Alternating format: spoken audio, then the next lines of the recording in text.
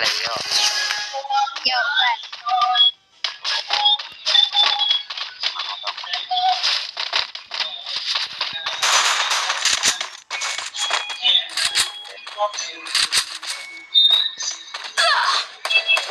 โอ้ยยินผิดอีก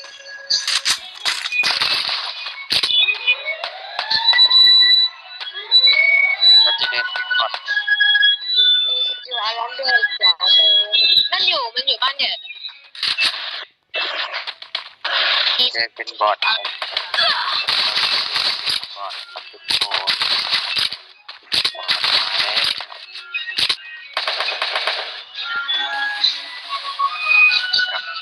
ของนักบอลเลยดิได้ละแล้วยิงมืด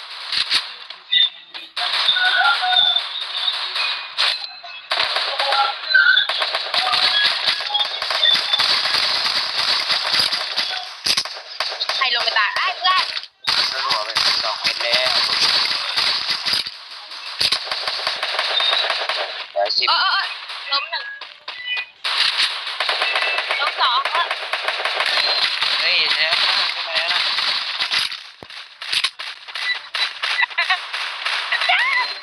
ยิงโดนหัวแล้วแหละ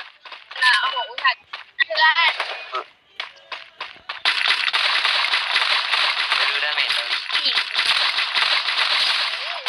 เพื่อทำเดียวสู้ดูไม่ได้หรอกกับปืนนั้นอ่ะ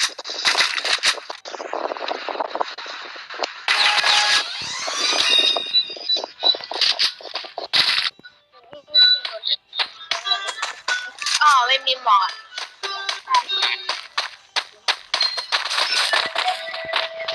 เองนี่ไอ้กล่องนั้นตายป้าตาย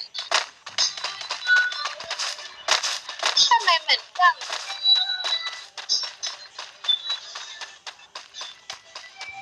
รู้สึกว่าเล่นมันไม่ลื่นมันมาอีกอ๋อใช่ไหมมา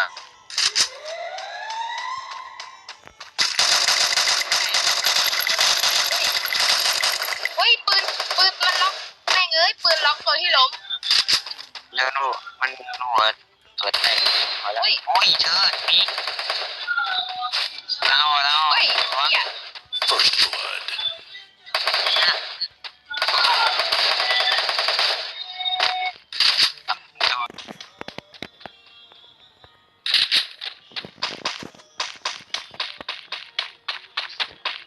เห็นมีเลย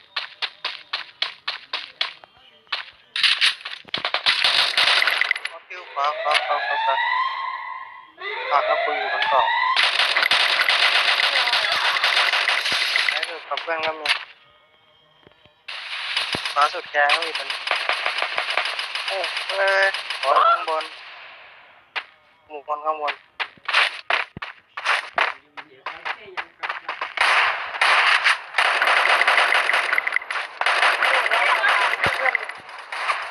ไปเรีย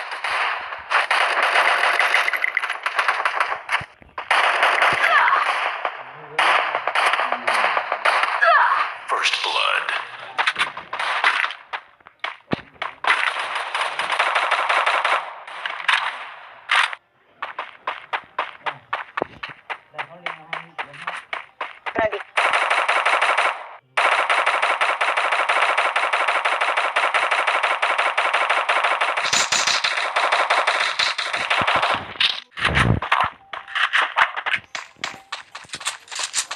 หรือเปล่า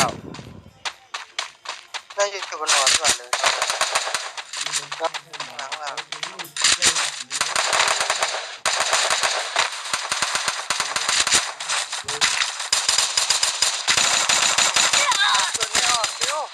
โอ้มาตายไอ้กดไม่โดนต้อง เวีย ตาย จริงไม่เย็นเราก็มากินตายมันจะเก๋มันจะไม่ยิงพี่ลง ไอ้เหี้ย เป็นเล่นปืนพก ไม่ตรงใจดีวะ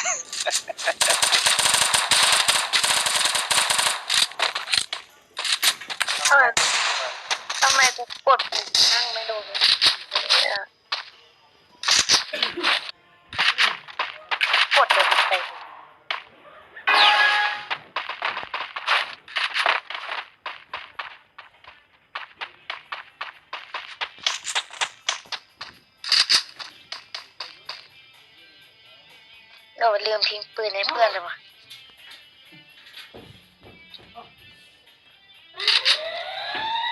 ไหนวะเอาแล้วไม่เรียกอ่ะตายนะไอ้โง่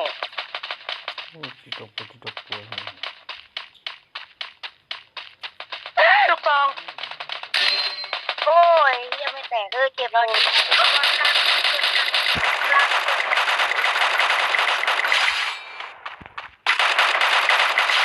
ที่อย่าโดดไปฝั่งนะกูบอกว่าอย่าโดดไปฝั่งนะ ไปตายอยู่เลยวะไอ้หมา ทุกอันตัดทันพ่อ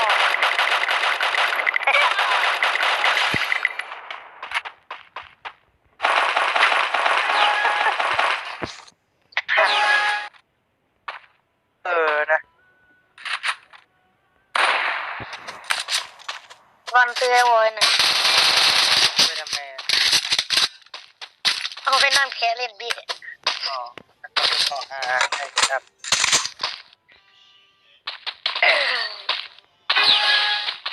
เกี่ยวกับหมดอ่ะใครให้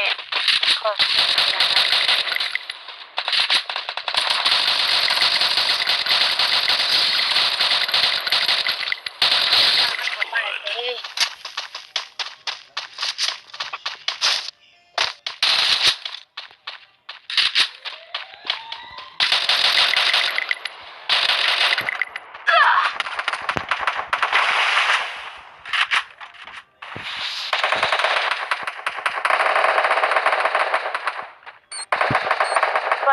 ตัวนั้นเจ็บตัวมากอ่ะหลังกำแพงอ่ะเจ็บโอ้โหเฮียไม่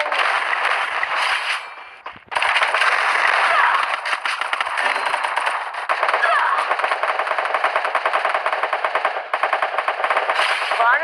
ใจสู้หรือเปล่าชุบในเพื่อนขอบคุณครับ ตายโอ้โหหรือโอ้ยในห้องในห้อง วิ่งไปห้องน้ำห้องน้ำไป2